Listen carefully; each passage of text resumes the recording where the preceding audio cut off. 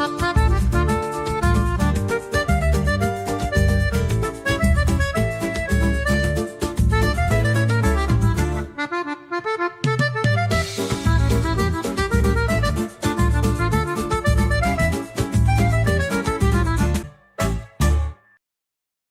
aí, pessoal, tudo bem? Estamos aqui de volta com o nosso programa Favela e Fé, com o pastor Caio Fábio, meu pastor. Meu amado. Meu pastor de muitos anos, de quase 3 décadas aí juntos, fazendo muitas coisas juntos. Amém. E hoje nós estamos aqui com a Simone Correia de Menezes, também uma grande amiga, uma irmã de muitos anos, eu já conto para vocês. E também com o Fabinho, também que eu já conheci há muitos anos atrás, não tivemos tão próximo toda a vida, mas de muitos anos, de muitas histórias, né? Pastor Caio está aqui no Rio de Janeiro conosco. Esse nosso programa Favela e Fé já começou há algum tempo e a gente depende um pouco da agenda do pastor Caio, que é bem extensa. E aí da minha também, obviamente. Então, nós gravamos em Brasília por hora. Agora é a segunda vez que estamos gravando aqui no Rio. E estamos aqui nesse estúdio maravilhoso que é o Size Digital. Ganhamos até uma canequinha aqui, olha, do Size Digital. Maravilha. Enfim, queremos começar esse programa. O pastor Caio está aqui conosco.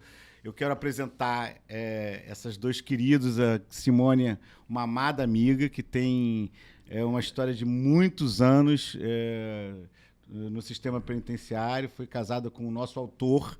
Eu gosto de lembrar o William, né, da Silva Lima, como o nosso autor do livro 400 contra 1, uma história do Comando Vermelho. Né? Inclusive, nessa nossa última edição, pastor Caio, a gente colocou entre um capítulo e outro poesias que o William escrevia no cárcere, quando estava na época da surda, etc. Né? Simone eu conheci na época do Santa Marta, quando eu queria organizar e ajudar os familiares de presos, e de repente me falaram assim, olha, a pessoa que mais conhece o sistema penitenciário é a dona Simone, então receba ela aí na Associação de Moradores. Eu recebi Simone na Associação de Moradores, e aí eu ajudei Simone, a dona Paula, a mãe do Fabinho aqui, e outras mulheres, mães, irmãs, esposas, né, de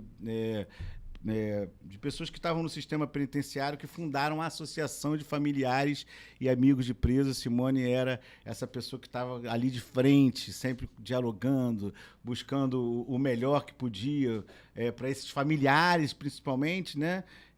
Mas também para melhorar a vida daquelas pessoas que estavam ali dentro, numa situação tão difícil. Além de tudo, com um grande e total embasamento jurídico. Total embasamento. E o Fabinho, naquela época, estava preso e hoje está aqui, graças a Deus, com outros camaradas, com outros irmãos, que hoje tem um podcast chamado 01 Sobreviventes, que pastor Caio esteve esses dias. Emocionado, né? Lá. E é isso, eu vou passar um pouco a palavra para o pastor Caio, né, para ele poder também começar essa conversa, que depois já vai passar a palavra para vocês aí, vai bater esse papo aí, desse primeiro bloco, porque depois tem mais 2 queridos também sobreviventes que vão entrar aqui conosco no bloco. Pastor Caio, por favor. Olha, na realidade, eu aqui hoje, na presença de vocês, estou muito mais interessado em ouvir. Muito mais. Tem tanta história acumulada. Eu tive vários encontros com a Simone na Fábrica de Esperança. De vez em quando a gente se encontrava lá, não é? Também havia as mães de Acari, que estavam sempre presentes. E as minhas visitas de terça e quinta-feira em Bangu 1, que eu tentava não faltar, no mínimo às terças, às vezes terças e quintas. E eu ia nas 4 alas. O pessoal dizia, olha, se você escolher ir nas alas do Comando Vermelho, que eram 3, não vá na do 3º Comando. Digo, não, isso é para vocês. Eu vivo noutra. Meu negócio aqui é amor, reconciliação, perdão, encontro humano. Nunca tive nenhuma reação a não ser de carinho, amor, abraço, acolhimento. Aí a gente ia descobrindo que, além deles, ali naquela condição dificílima, Bangu 1 é um bunker desumano, horroroso, baixo, cinzento, perverso, uma construção nazista, de modo que a gente depois ia descobrindo as consequências daquilo nas esposas, nos filhos. E aí eu tinha algumas organizações grandes que eu tinha fundado e que cresceram muito, tinham muitos funcionários, centenas e centenas de voluntários, e a gente ia organizando assistência psicossocial para chegar até as famílias. Fomos descobrindo também o ciúme enorme que o pessoal da carceragem tinha. Ficavam zangados comigo. O senhor parece que só reconhece humanidade nos apenados e nós aqui. Aí eu mandei pintar Bangu 1 todinho. Comprei ventilador até não poder mais. Fiz o negócio ficar fresco. Tentei ganhar o respeito e o carinho deles.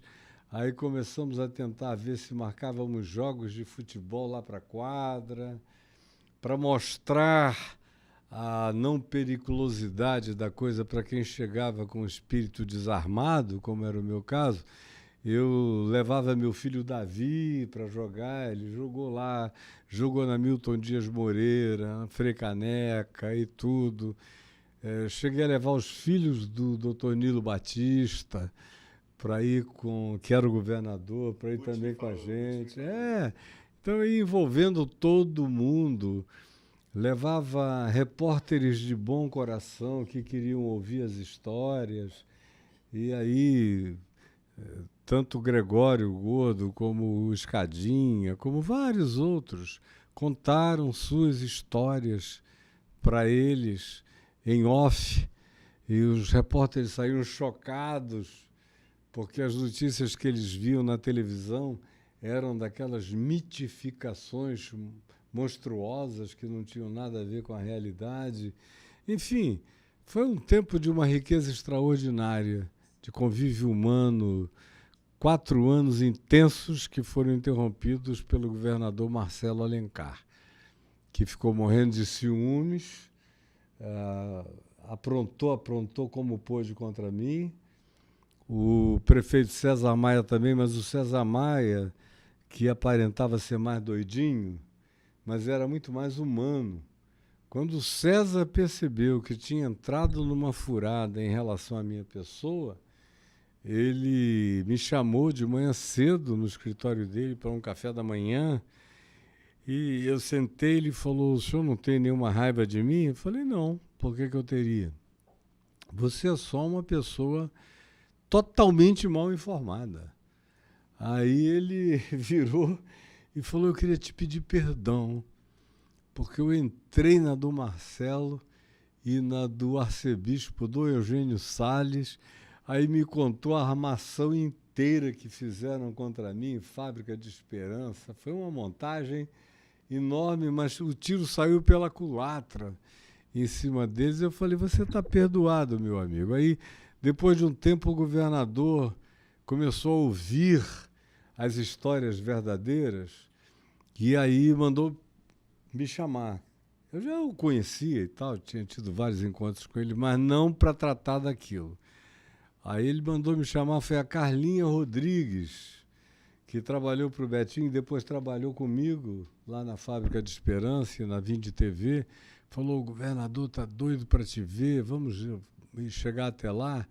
Aí ela sabia da história inteira, cheguei lá, aí o governador veio com aqueles maneirismos dele, e aí falou: eu queria lhe pedir perdão, eu errei contra o senhor, até já mandei o general Cerqueira lá na Fábrica de Esperança, levando a mídia inteira para pedir perdão publicamente. Aí ele chegou com a mídia toda, na hora do almoço, e ali na fábrica a gente servia café da manhã, almoço e lanche da tarde para 4.000 pessoas em cada refeição.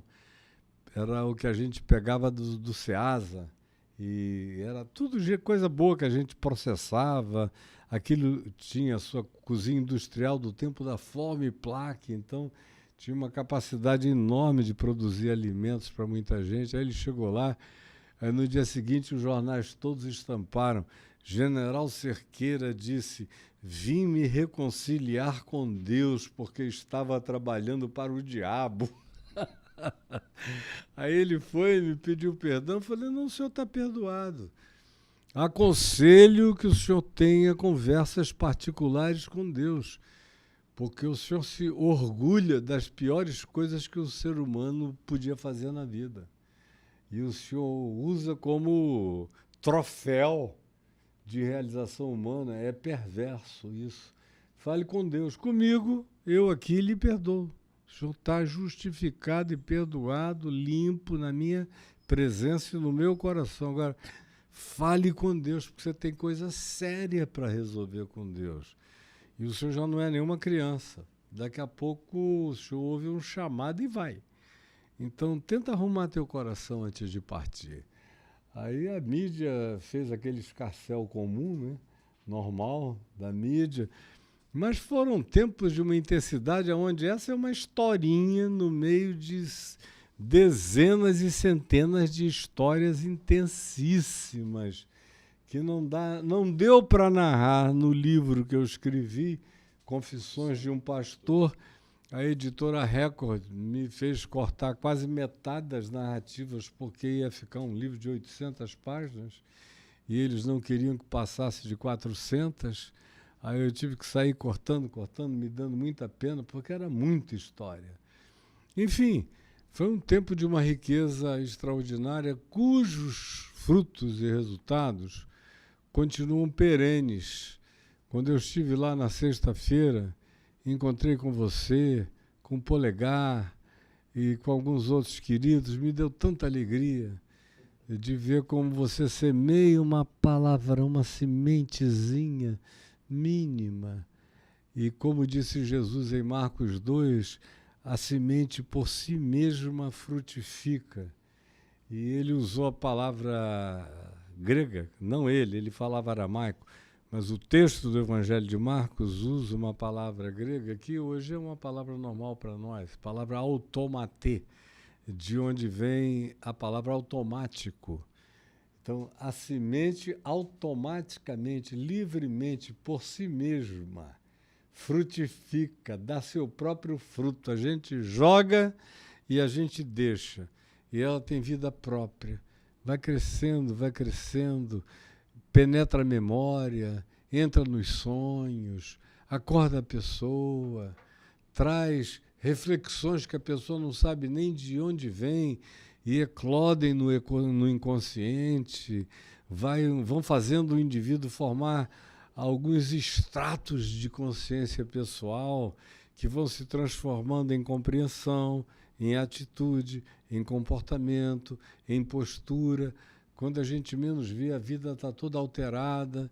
Isso para não falar naqueles que já eram pessoas do bem e estavam ali colocadas naquela maldade pela construção mítico-monstruosa, tanto da mídia quanto do aparato do sistema governamental, que precisa de monstros, precisa de inimigos, não vive sem monstros e sem inimigos, continua sendo assim no mundo inteiro.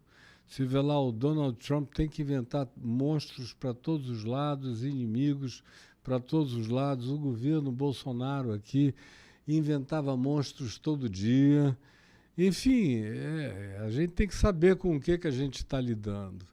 Agora, o grande problema é quando o cara cai dentro desse sistema que é perverso, impiedoso e se alimenta da monstrificação projetada e produzida.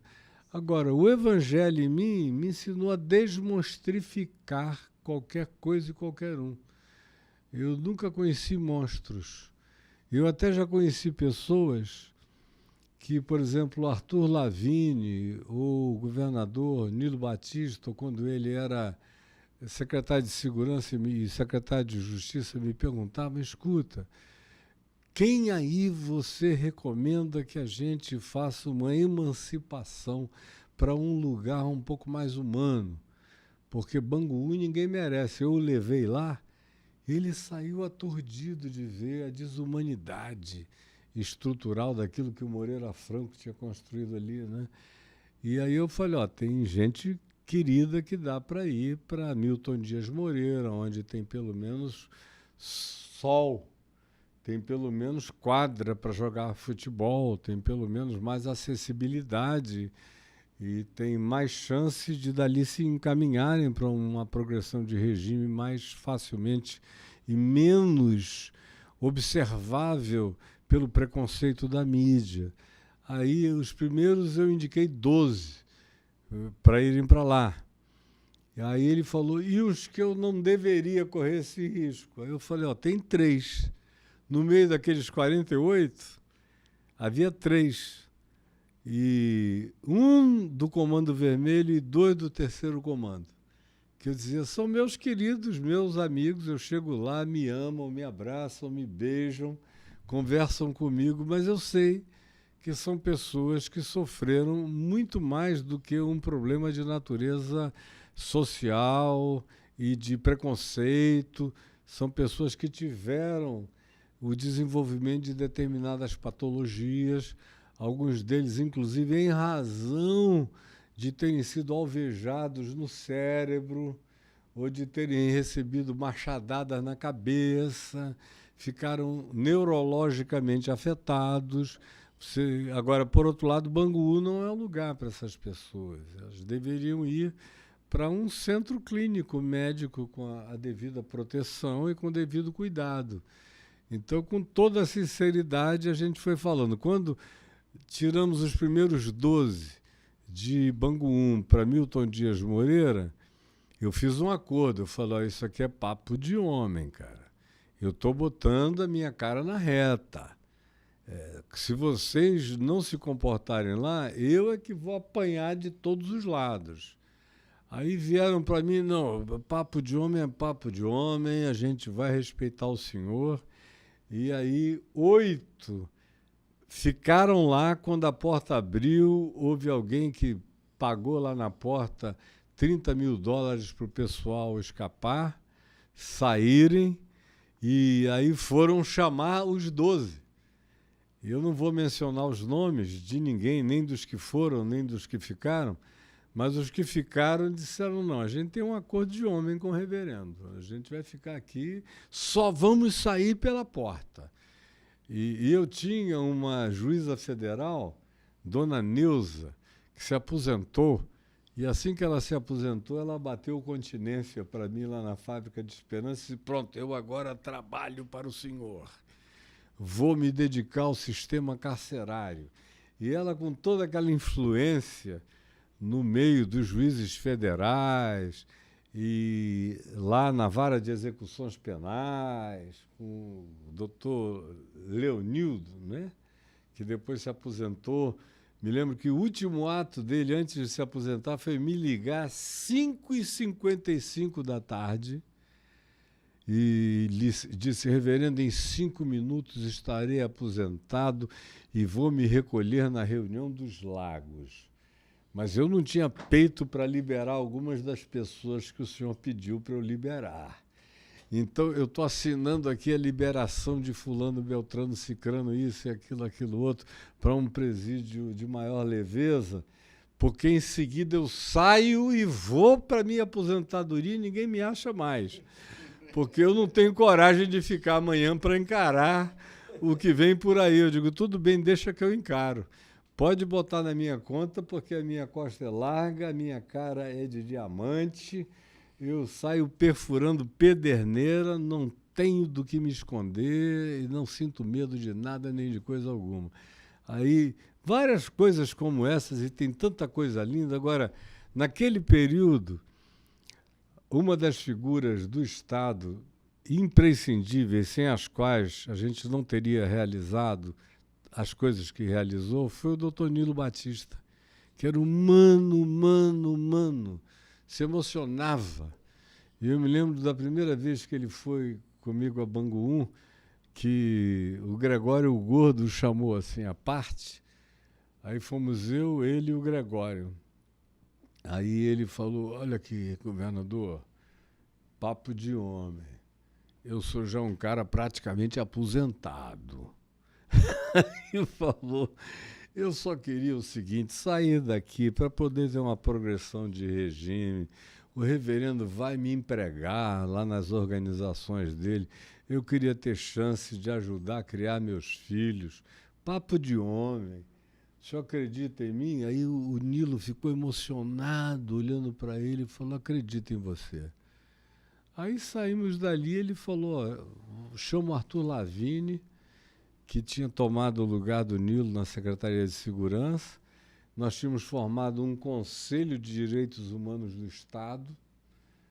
Eu, o Arthur Lavigne, o cardeal arcebispo do Rio, Dom Eugênio Salles, que nunca apareceu em nenhuma reunião, ele mandava um preposto, a delegada Marta Rocha, fazíamos parte ali daquilo. Mas, conclusão, o Estado não tinha um albergue para essas pessoas ficarem na saída. Não tinha, se alguém fizesse uma delação, como foi o caso, quando houve uma eliminação de um monte de gente no Complexo do Alemão, execuções brutais, com testemunhas, eles não tinham aonde refugiar as testemunhas. Eu levava para minha casa. Enchi minha casa de gente. Botava lá, graças a Deus, a minha mulher não tinha medo. Tinha até umas meninas gatinhas que tinham assistido às execuções, bonitinhas, gostosinhas. Eu tinha filhos jovens, adolescentes. Teve uma delas e disse, escuta, reverendo, não dá para a gente tirar uma onda com os seus filhos aqui, não?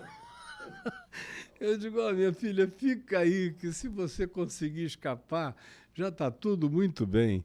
Aí depois eu consegui um sítio em São Gonçalo, lá nas Quebradas, que ninguém sabia, e fui levando o pessoal para lá, para eles ficarem lá, porque o Estado não tinha estrutura nenhuma.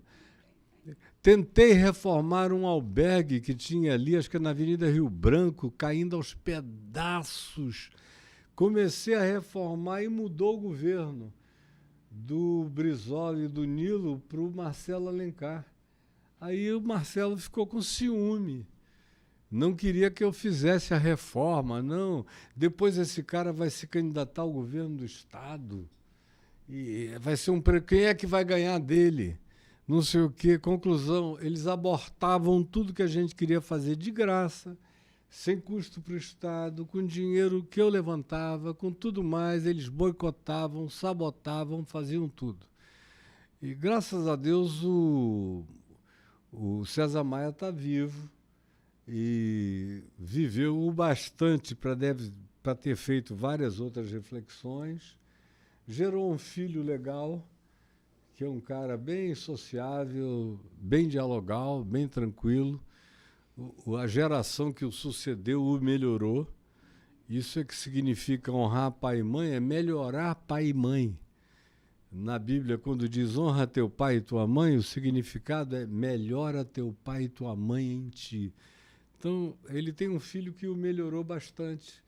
E aí, se eu fosse começar a falar essas coisas por aqui, elas são intermináveis. Histórias bem longas, né?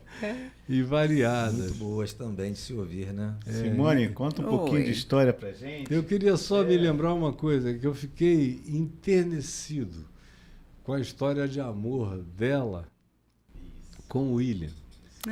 Porque ela foi lá como estagiária, não é? Se eu não estou enganado, foi fazer algum trabalho. Ainda era na Ilha Grande, se eu não estou enganado. Sim, eu fui estagiária do sistema penitenciário. Eu entrei no sistema penitenciário como estagiária do diretor-geral do DESIP. Naquela época ainda era DESIP, Departamento do Sistema Penitenciário. Me ofereceram para ser diretor, eu disse, Deus me livre, aonde eu estou eu ajudo mais.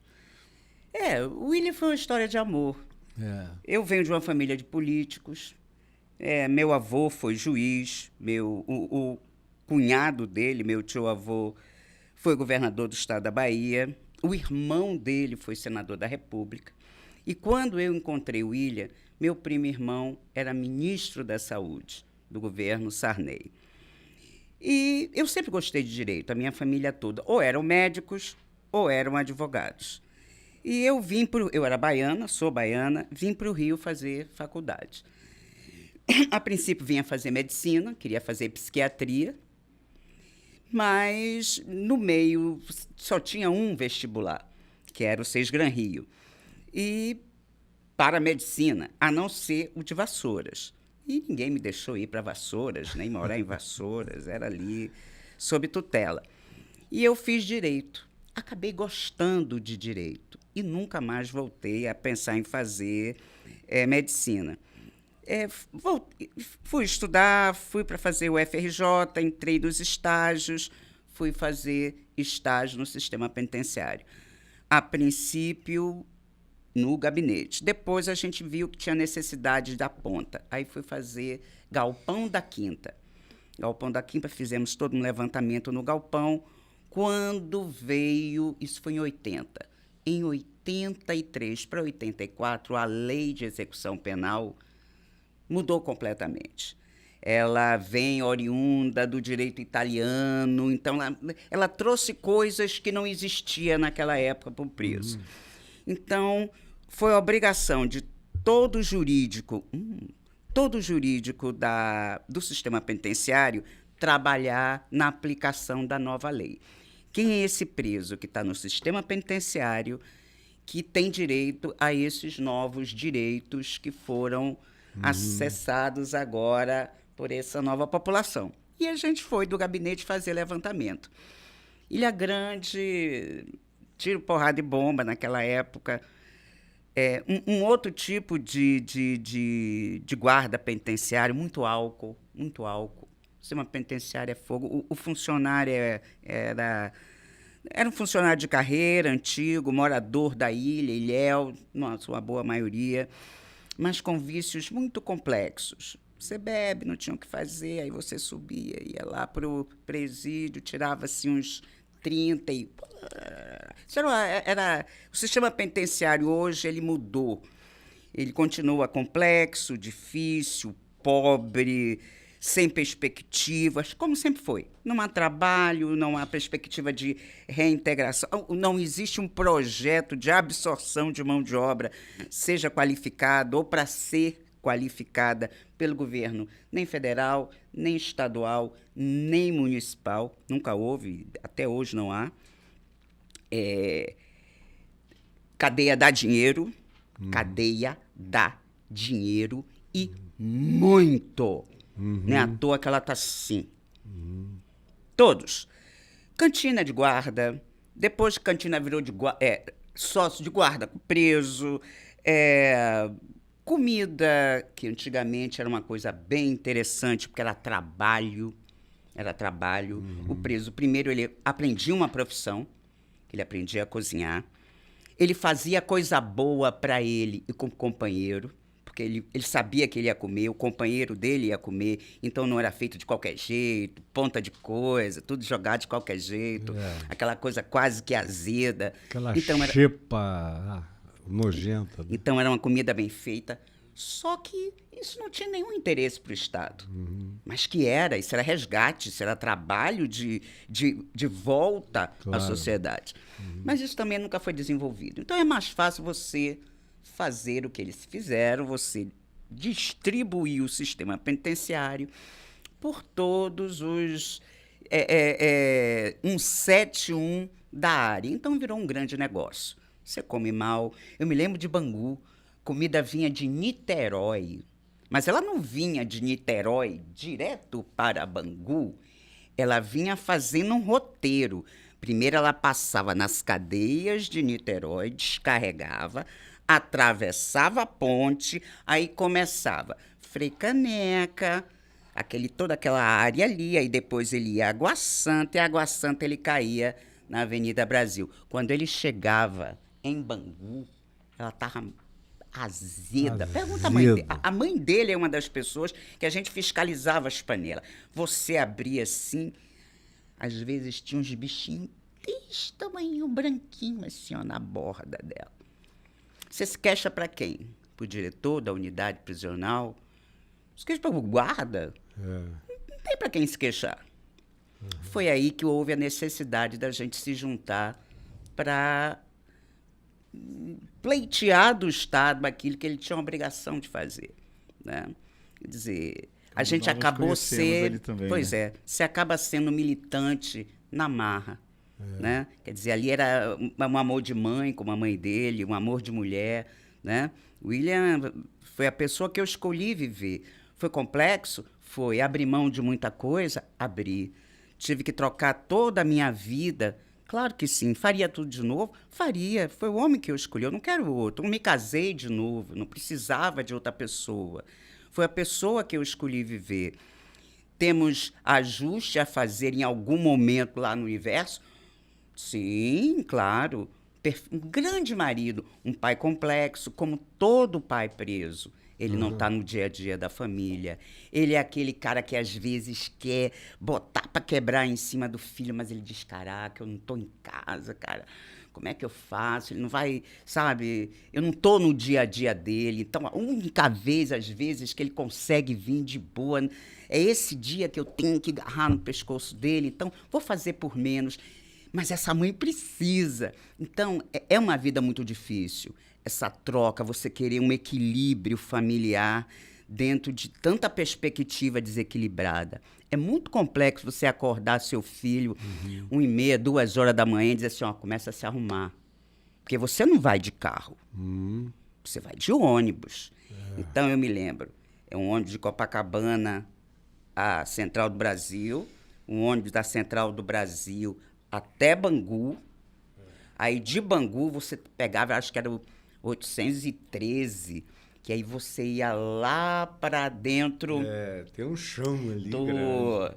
Ai, meu nome daquela... Jericinó? Jericinó. Era ali para... Não, depois de Jericinó, como é o nome daquela comunidade lá dentro? Vila Kennedy. Vila Kennedy. Aí você lá ainda tinha aí Kombi, da uma Vila Kombi. Kennedy, você Uma Kombi, pegava eu uma lembro que eu Kombi lá. visitava lá, Então, isso... Pensa, criança, isso é a maioria, não é a minoria, é a maioria. Fora a caminhada, né, dona Simone? A pé, né? Da Fora portaria aquela- do complexo penitenciário até lá Lá dentro. da Até lá Guarita dentro. até Mais de os 2 presídios, quilômetros. né? Aham. Longo Sim, naquele sim. solão. Carregando bolsa. Bolsa, sacola, pesado. quer dizer... E foi aí que a gente se encontrou. Essa história foi muito legal, que eu estava contando até para você, pro Patrick, antes aqui, que a gente começou lá a ver as dificuldades dos familiares e amigos de presos que visitavam, né? Lá no Santa Marta tinha uns 40. E aí eu falei assim, gente, vamos reunir aqui, ver o que a gente pode fazer para melhorar e tudo mais. Aí esse acolhimento ali, aquele negócio da gente reunir todos os familiares e amigos, começou a repercutir no sistema penitenciário. E aí o pessoal lá do sistema penitenciário falou assim, André, para tudo, tá lindo o que você está fazendo, mas você precisa conversar com a Simone, porque é a pessoa mais antiga do sistema penitenciário. No caso, era a pessoa mais indicada para isso. E aí eu falei assim, vem. Aí foi quando apareceu a Simone juntou as mulheres, a sua mãe, né? Várias outras, né? Irmãs, mães, esposas, né? Aliás, é muito legal, eu estava vindo com o senhor naquele dia da gravação do podcast de vocês, com a esposa do Polegar, né? Que estão 30 anos juntos. Eu acho muito bonito, porque Simone... o William faleceu junto com a Simone, né? 2019, se não me engano, 2019. Né? E esses amores, né? Eu acho que um dia a gente vai gravar um podcast aqui com essas mulheres, né? Pra gente falar um pouco do amor, né? Histórias de amor. Queria ouvir um pouco você, Fabinho, também. Talvez algumas pessoas não saibam da sua história, porque a gente chegou aqui e está falando. Se você quiser contar um pouquinho, uma introdução sobre a sua história. Sim. E, enfim. É um prazer estar aqui, né, com você, André. Principalmente com essa figura ilustríssima aqui do nosso pastor, Caio Fábio, e dona Simone, que não tenho palavras para demonstrar tamanha gratidão que temos por ela, né? Além de ser esposa de um grande amigo saudoso, seu William. Alguns denominavam como professor William. Para mim, não. Para mim era meu velho amigo, seu William, né? Um grande amigo que me ajudou muito também no cárcere. E que eu chego... Na minha história é que eu comecei muito novo, né, André? Comecei bem jovem. mesmo sem precisar, na época, eu tive uma família, né? Tenho uma família. Meu pai contador, minha mãe professora. E, assim, comecei a me envolver muito jovem, até por mais companhias, mais amizades, aquelas coisas, né? Aquela influência. Tinha que idade? Eu tinha, quando eu comecei a me envolver com coisas erradas, 16 anos. Mas estudava, fazia curso, eu não parei de estudar. E aos 17, como eu era assim diferenciado para algumas pessoas da época, que eram do crime, que nos anos 80 eram raríssimos até as pessoas que tinham QI mais elevado, né, dona Simone? Tanto que os que eram partiram para outras situações e eram presos políticos. Né? E como eu vinha de uma família, já com muito jovem, 15 anos, já sabia dirigir e tudo mais, então comecei a participar de assaltos com essas pessoas que eram do cárcere, fugitivos do cárcere já, mas que assim não tinham boa expressão, não tinham como andar em certos locais que eu poderia andar. E começou daí. Comecei como motorista, daí passei a participar mesmo, literalmente, dos assaltos a bancos e tal, até quando fui preso num assalto a carro forte. Eu tinha 18 anos. E na época tinha um inspetor que era bem famoso na Polícia Civil, que era o inspetor Marinho. Era o policial que investigava essa questão dos assaltos a banco. Ele vinha desde a época da ditadura ainda. E ele, na época, até falou para mim: rapaz, você sabia que você faz parte da maior quadrilha de assalto a banco carro forte do Rio de Janeiro? Eu falei: não sabia. Eu não sabia. Você sabia que seu pai é meu amigo de infância, de colégio, na Tijuca? Eu falei: não sabia também. Né? E nisso, quer dizer, já estava bem entranhado dentro do crime e tal, né? Fui preso. Acho que, na época, fui ao preso até mais jovem de Bangu.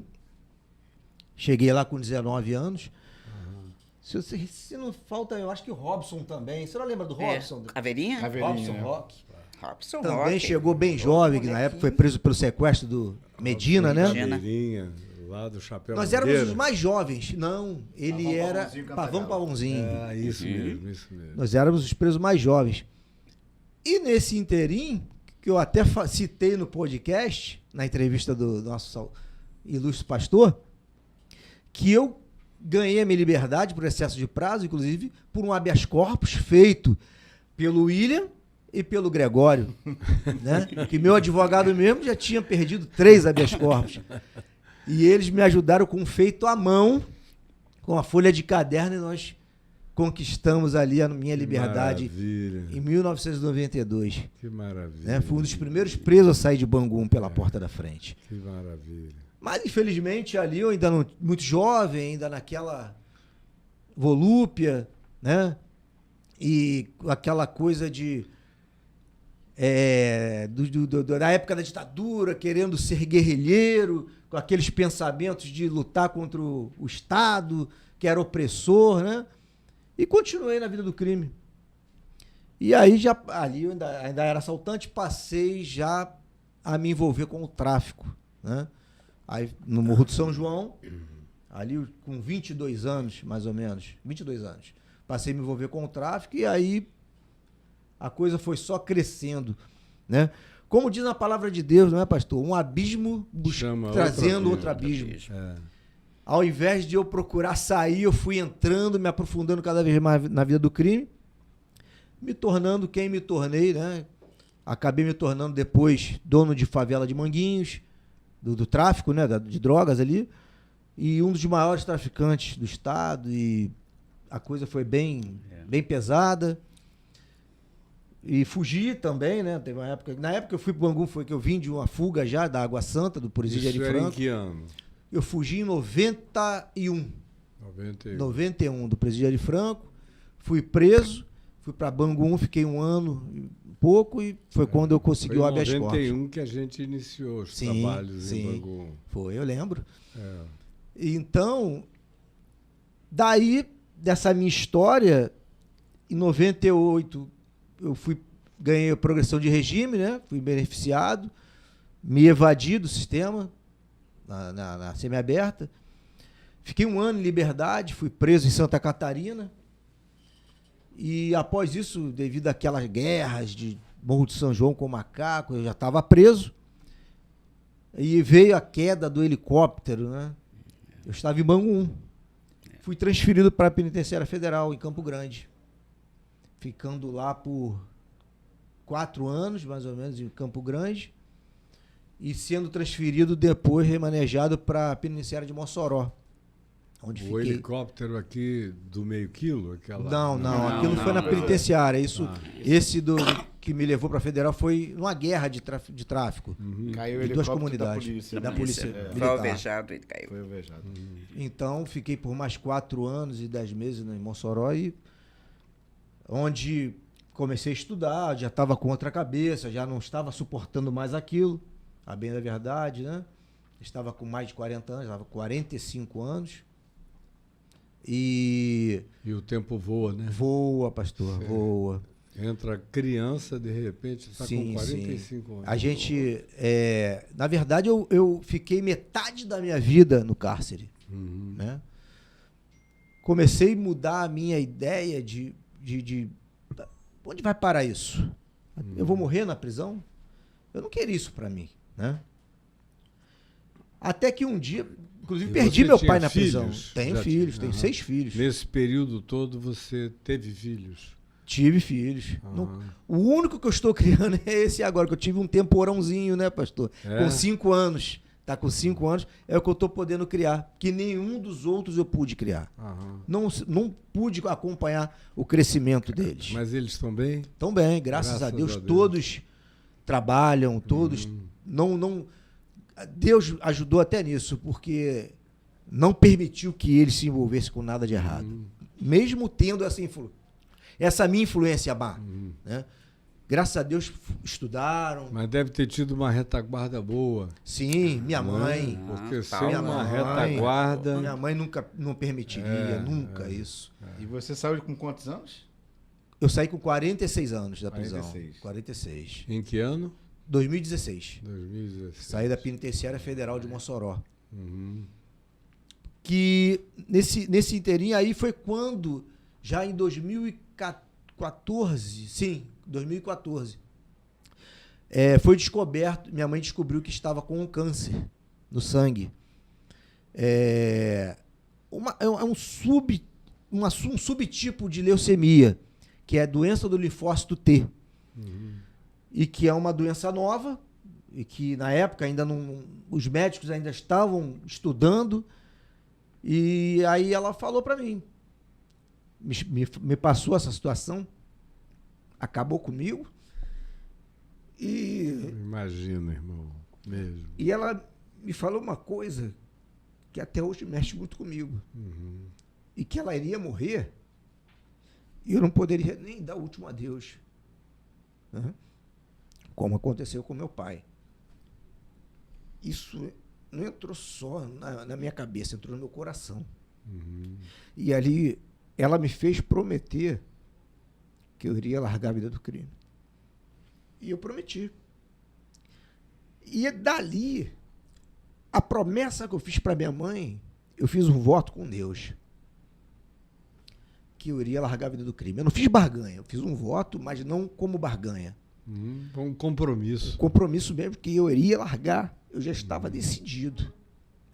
E ali eu comecei a conversar com meus companheiros também. Que até porque eu já não suportava mais aquilo, eu não estava aguentando mais. Aquilo estava muito pesado para mim. Porque a Penitenciária Federal literalmente uma prisão para fabricar loucos. Ou transformar em monstros. Essa é a realidade. Se a pessoa não tiver resignada mesmo a largar a vida do crime, ela vai sair um monstro dali. Vai sair 1000 vezes pior do que quando chegou. Porque aquilo ali é revoltante demais, até pelo o tratamento que é dado ao preso ali. Embora eles falem aí que um tratamento digno, respeitoso. Mentira. É mentira. O tratamento é totalmente desumano, no sentido, não digo de espancamento não, porque, sinceramente, porque se fosse até o espancamento, eu bancaria. Que a gente passou por muita coisa, não é, dona Simone? De entrar 500 policiais dentro da cadeia e meter o pau na gente, a gente cair pra dentro e tacar pedra, e eles darem tiro e a gente cair pra cima. Nós nunca nos acovardamos. Mas o pior ali é a tortura psicológica. Essa é a pior. Você... É cara, contínua. A pessoa dentro, quando já ela inicia no sistema penitenciário federal, a primeira coisa que ela ouve, que você não tem direitos. Ou melhor, só tem 2 direitos. O primeiro é não ter algum, e o segundo é não abusar do único que se tem. Aí tem que ficar no isolamento por 20 dias, sem carta, sem livro, sem uma revista, nada. Por 24 horas trancado naquela cela toda branca, com aquela luz acesa no rosto. Quer dizer, é terrível aquilo, já começa por aí. E já invadem, toda hora invadem, gritando, e xingamentos, e empurram, e agridem, sabe? Xingamentos assim, totalmente de baixíssimos calão, para levar o cara até, sabe, o fundo do poço. O cara, até a hora que o cara não aguenta aquilo e acaba cometendo uma loucura, ou ele está algemado para trás, e o cara se desespera e acaba fazendo uma besteira, sabe? E mesmo quando você é ofendido na sua moral, ofendido na sua família, você tem que ficar quieto, porque se o cara te xinga, você fala, é você, o preso responde por aquilo, por desacato à autoridade. Mas ele me ofendeu primeiro. Mas ele tem o direito de te ofender. Por mais que, se ele esteja errado, mas a razão que prevalecerá será sempre do agente. Vocês nunca têm razão. Aqui vocês são a escória do país. Então, isso tudo, cara, foi mexendo muito, sabe, comigo. Então eu decidi que eu não queria mais o crime. Não servia mais para mim. Eu não aguentava mais aquilo. Até porque algumas vezes passou pela minha cabeça até de eu mesmo tirar minha vida. Pois é, isso que eu ia perguntar. E os índices de suicídio? São altíssimos. Não divulgam. Mas só do Rio nós já tivemos 2 casos que foram divulgados, que foi do Elias Maluco e do... Se eu não me engano, o nome dele é... Não me lembro agora, é Mica, o Mica. Se mataram. E fora outros, mais de outros estados que se matam, mas não são divulgados, e outros que tentam. Né? Tentam um suicídio, mas às vezes se arrependem na hora, alguns já cortaram o pulso com a lâmina, né, do barbeador. Né? Outros que tentam se enforcar, mas às vezes Deus até que eu acho que rompe ali o lençol ou a camisa, né? Tivemos um caso, inclusive, de um preso que ele era baiano, porém era preso de Tocantins, Adão. Era um negro forte, rapaz. Capoeirista, dona Cida, mas forte demais. Pra senhora ver, ele fazia flexão de braço com um braço só. Uau. Muito forte. E ele começou a dar sinais de esquizofrenia. E ele pedia ajuda, dona Simone. Ele pedia socorro. Falava com os guardas, eu tô escutando vozes. Eu tô escutando, mandando me matar, mas eu não quero, eu quero ajuda e tal. Sabe o que os guardas falavam, dona Simone? O que tá faltando? Acorda, vou trazer uma pra você. Lá, as latas de spray de pimenta são parecidas com aqueles extintores de incêndio de carro, aquela enorme. Eles abriam a portinhola da cela dele, despejavam aquilo tudo dentro da cela do cara. E fechavam. Muita história. Você vê, às vezes a gente no banho de sol, no outro lado da galeria, a gente se incomodava de ficar tossindo com aquele... Imagina o Adão. Muita Até história, que um né? dia, as camisas de manga comprida são tão finas que a gente malhando, elas se descosturam. As mangas soltam. Você vê um cara que deveria pesar mais de 100 quilos de músculos. Ele era muito forte. Ele amarrou uma manga na ventana da porta, sentou tem uma Um parapeito, um parapeito. Um parapeitozinho. E sentou ali e pulou. A senhora acredita que a camisa não arrebentou? Não descosturou? Olha como é que o inimigo joga sujo. Incrível. Muita história, muita história. Então, dali, eu preferi, André, mudar a minha história. Sem falar nos suicidados, né? Sim, muitos se suicidaram. Não, mas nos que não se suicidaram e foram Mas- suicidados. Sim, né? sim, sim. Como foi o caso do Jorge Luiz, lá na Barra da Sim, Tijuca, lá na- Jorge Luiz do Acari. Sim, eu lembro disso. Então, eu queria mudar a minha história. Eu queria que a minha história servisse de exemplo para outras pessoas que ainda estão lá e que outras que ainda pensam em entrar para a vida do crime, sabe, André? Eu pensei e falei, não, eu tenho que mudar a minha história. Comecei a estudar e fiz o Enem, fiz o vestibular, fui aprovado, ganhei uma bolsa integral no Instituto Federal do Rio Grande do Norte. Só que o que eu pretendia cursar não permitiram, que era direito. Não permitiram. Só me deram duas opções. Qual foi a Teologia, razão de você não porque ser a aceito? alegação deles é que eu teria que usar a internet e eu não posso ter Mas você acesso. esqueceu o que eles disseram? Você não tem direito. Não tem direitos. É nada. Eu nem citei direito. até para o senhor lá sobre a questão do livro. Não, foi para a entrevista do Júnior. Que minha mãe levou o manual do Enem que eu pedi, que eu já tinha perdido 3 exames. Não tinha base para estudar. Lá não tem estudo. Eles me davam um livro sem explicação. Eu mandava na terça-feira uma pergunta para tirar uma dúvida, só vinha na próxima terça. E aí já vinham para recolher o livro Aí já... que eu estou estudando. Então como é que eu vou poder Então estudar eles assim? recomendaram teologia? Teologia e gestão ambiental. Na época eu ainda optei por gestão ambiental. Fez até uma boa opção. Sim. Aí na época pedi que minha mãe trouxesse o manual do Enem para eu poder estudar. Foi embargado o livro. Não deixaram entrar. Que é isso. Não deixaram entrar. O diretor não deixou. Eu tive que impetrar um habeas corpus, dona Simone. Pura perversidade. Impetrei um habeas corpus para o juiz federal autorizar a entrada do livro. Aí, numa dessas visitas, ele não respondeu o habeas corpus, ele segurou. Ele queria entender por quê. Como ele estava para fazer visita, ele faz a visita mensal, né? Aí ele foi lá falar comigo. Dr. Walter Nunes. Vim aqui falar contigo. Não entendi a motivação do seu habeas corpus. Eu sou um homem ocupado. Ele aqui até me dá uma repreensão. Eu sou um homem ocupado. Eu não posso ficar me ocupando, estudando um habeas corpus por coisas que são autorizadas. Falei, excelência, o problema é o seguinte. É o manual do Enem, eu preciso estudar, eu quero me preparar para quando eu chegar na rua, eu ter base para fazer uma faculdade, ou até aqui mesmo que é a distância. Mas qual o sentido? Me explique. Eu falei, meu livro foi embargado. Foi indeferido a entrada do livro. Queriam devolver a minha família, me comunicaram antes da visita para avisar minha família para pegar o livro na saída. Só que eu comuniquei minha mãe para não pegar. Para o livro ficar aí. Ela não recebeu o livro de volta. E eu peço ao senhor, respeitosamente, com todas as vênias, excelência, que o senhor julgue meu habeas corpus e dê a autorização para que esse livro seja me entregue para que eu possa me preparar para o Exame Nacional do Ensino Médio. Aí ele, mas espera aí, o livro foi deferido? O diretor acompanha, né? Aí ele falou com o diretor, mas por que você embargou o livro?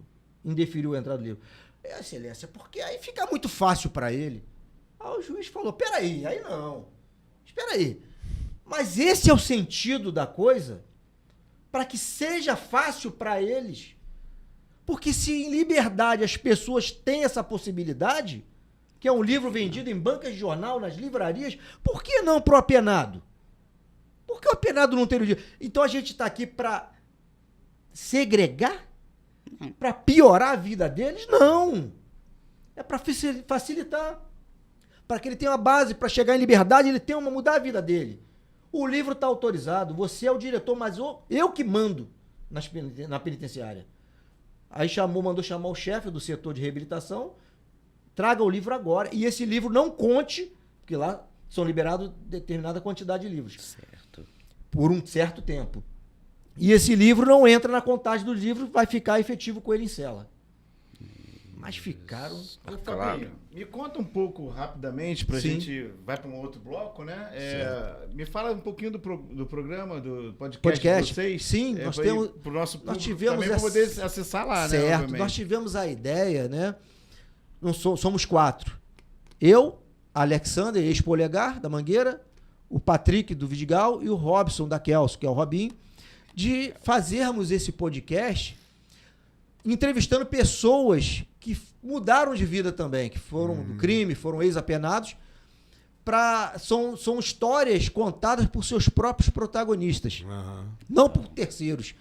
Para que essas pessoas que têm essa intenção de entrar para o crime mudem a sua perspectiva de vida. Tenham uma nova visão de todo o sofrimento que é o cárcere. Isso quando não se perde a vida antes, né?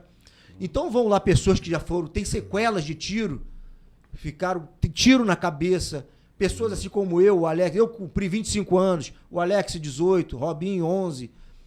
Então nós contamos essas histórias para que as pessoas que nos ouvem possam pensar melhor antes de cometer um crime, cometer atos ilícitos, para que não voltem, nem vá para a prisão, né? 01 sobreviventes. 01 né? sobreviventes. Então, aí, gente, Todas as redes. no Instagram, Instagram, as redes, YouTube, 01 sobreviventes. TikTok. Né? Pastor Caio esteve lá agora Sim, recentemente. tivemos a honra de entrevistar. O programa dele já está aí no ar. Quem quiser ver, 01 Sobrevivente, deve estar também no seu canal. Não sei, Tá junto. No canal do Sim, Pastor Caio tá também.